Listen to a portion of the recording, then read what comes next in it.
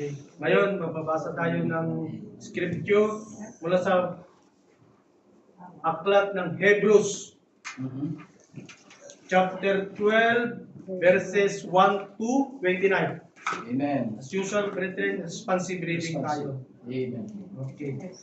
Verse 1, wherefore seeing we also are compassed about with the great of the cloud of witnesses, let us lay every way and sins which that so easily beset us, and let us run with the patience the race that is set before us. Looking unto Jesus, the author and finisher of our faith, who for the joy that was set before him endured the cross, despising the shame, and sat down at the right hand of the throne of God. For consider him that endured such contradiction of sinners against himself, lest ye be wearied and pained in your minds. Ye have not yet resisted unto blood, striving against sin.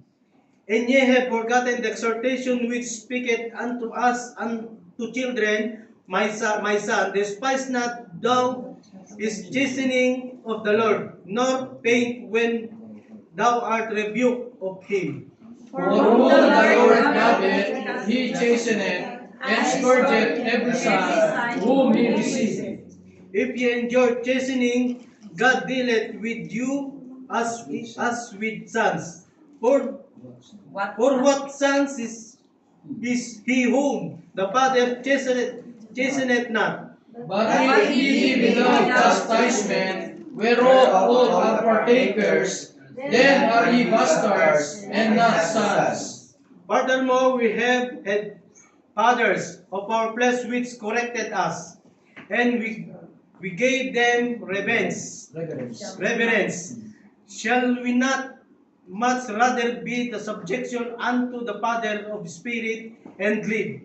For they verily for a few days chastened us after their own pleasure, but he for our profit, that we might be partakers of his holiness.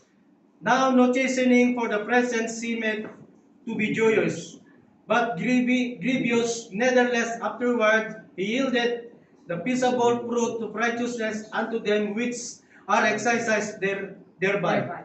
Wherefore lift up the hands which hang down, and the feeble knees, And make straight paths of your feet, lest that which is lame to be turned out of the way, but let it rather be healed. follow peace with all men, and holiness, without which no man shall see the Lord. Looking diligently, lest any man fail of grace of God, lest any root of bitterness springing up trouble you, and thereby many of the defile. Lest there be any fornicator or profane person, as Esau, who for one morsel of meat sold his birthright. For you know how that afterward, when we would have inherited the blessing, he was rejected for he found no place of repentance, through he sought it carefully with tears. For ye are not come unto the mount that might be touched, and that burn with fire, nor unto blackness and darkness and tempest. And the sound of trumpet and the voice of the word of words, the voice they had heard entreated that the word should not be spoken to them any more. For they could not endure that which was commanded, and if so much as it is touched the mountain, it shall be stoned or thrust through with a dart. And so terrible was the sight that Moses said, I exceedingly fear and quake.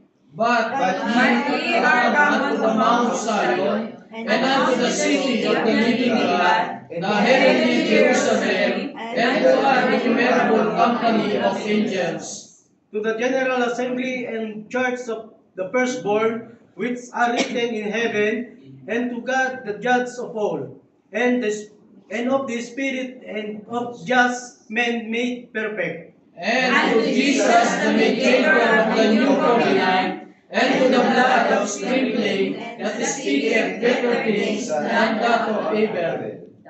See that ye refuse that not him that speaketh, for if they escape not who refuse him not spake on earth, much more shall not we escape if we turn away from him that speaketh from heaven.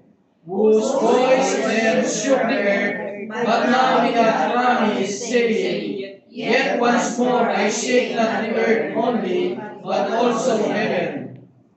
In his words, yet not once more signified in removing of his things that are shaken, as of things that are made, that those things that which cannot be shaken may remain.